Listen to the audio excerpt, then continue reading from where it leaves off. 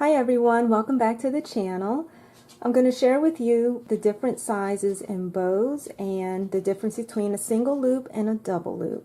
Here are all the different sizes, and we're going to start with the largest that I make, which is 7/8. So we're going to move these aside.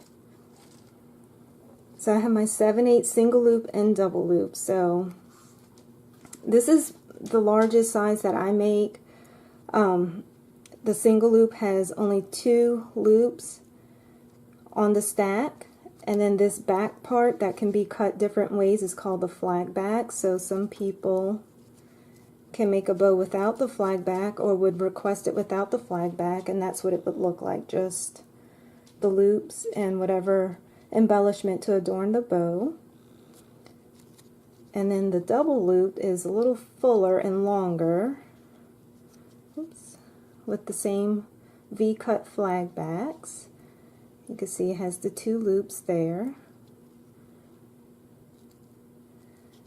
And if you were to take away the flag backs, that's what it would look like. But these are the 7/8, and the length, well, 7/8 is what you're measuring from top to bottom. So 7/8 is the width of the ribbon, and that's going to give the height of the bow. Now the width of the bow from end to end, from flag back to flag back, will vary. It can extend as far as 1.5 inches to maybe 2 inches. It just depends, for me, when I make your bow, what kind of embellishment I'm using and how far out I need to widen the bow. So this is the 7/8, which is the largest. And if you have a full-grown dog, 8 pounds and larger, this would look nice. Some smaller size dogs still can get away with wearing these. It doesn't really matter. Like I said in a previous video, it is your personal preference. Alright, the next size down from the 7/8 is the 5/8 size. Now these are the size, it's sort of in between, I would say. They're good for puppies, but some puppies, this still may look gigantic on their heads. It all depends. But here's the single loop.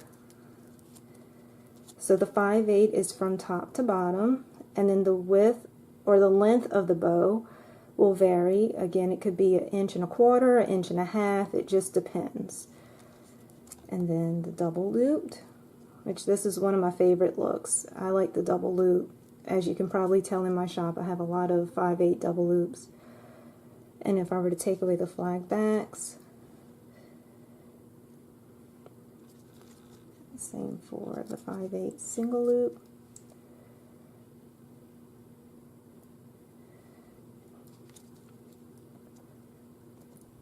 This one varies. It just depends. So 1.25 inches, 1.5 inches, sometimes 2 inches, depending on whatever the embellishment is. I will widen out the loops, and it could look longer in size. So let's compare this to the 7/8, so you can see.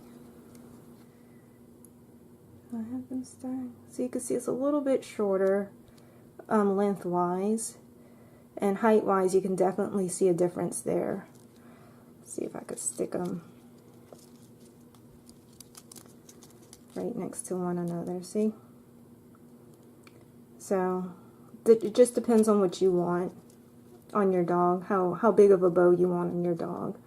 But puppies that are starting to wear bows, or that have hair enough to wear a top knot, I recommend the 5/8 size single loop, and then as they continue to grow, double loop, then graduate into the single loop 7/8 as they're getting older, and then double loop.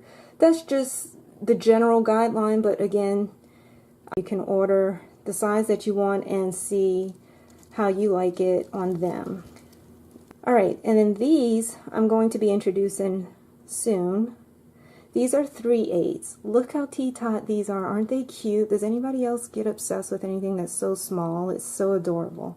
Okay, now these are really, really tiny. So puppies for sure can get away with wearing this. You can get 2 of these and wear them as piggies. Same with, I forgot to mention that, same with the 5/8 single loop. people will buy 2 and wear them as piggies, and that's a really cute look. But starting off with a top knot, you can do this little tiny 3/8. This is a single loop, and then without the flag back. Look how small it is, y'all. It's so cute. I love it. Okay, and here's the double loop, 3/8.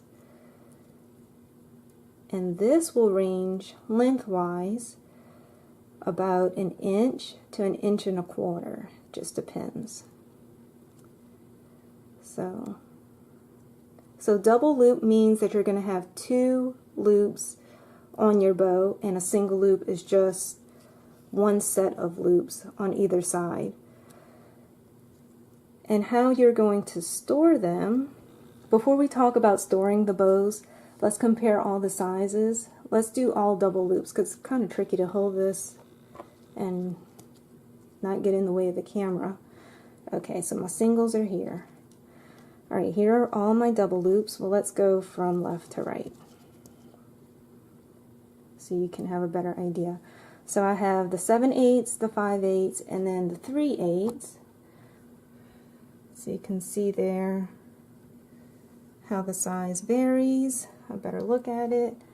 And then 7/8, 5/8, and 3/8. So there you can see that.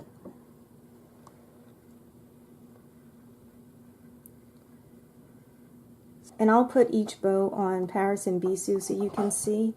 But before I do that, I want to share with you how I organize the bows and how I keep their bows and how you can keep them and protect your bows to give them a longer lifespan. For storing the bows, I have these bow organizers in my shop, and you can get it without a design, or you can have it with a design. All you just need to do when you order is let me know the initial and the name of the dog, so I can put that on there for you, and you pick your color. This one is hot pink and gold for Paris.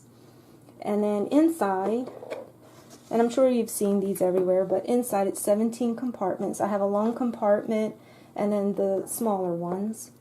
So I'm going to show you how you can organize your bows in here and why it's a good idea to do that, because you want to protect your bows. If you're like me, I don't like to have clutter on my dressers or a desktop or anything. I like to put things away, so this for me works because I can still have all my bows there and tuck it away in a drawer and I'm not seeing it. Some people like the acrylic stacked makeup looking drawers and they'll just shove their bows in there, but I package the bows in these little bags. Kind of hard to see. Can you see that?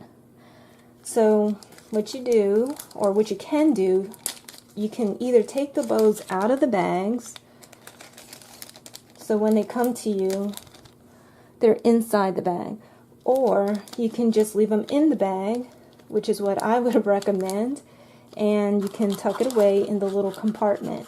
And you can fit, if you want to stand the bow up, can you see that? Let me see if I can get the camera down.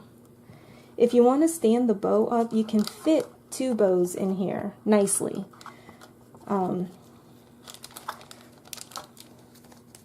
If you choose to leave it outside of the package, same thing, you can still stand it up or lay it down, and you can fit 2 bows in there. If you're laying it down, maybe you can alternate sizes, like that's a 7/8 and maybe a 3/8 on the other end of it.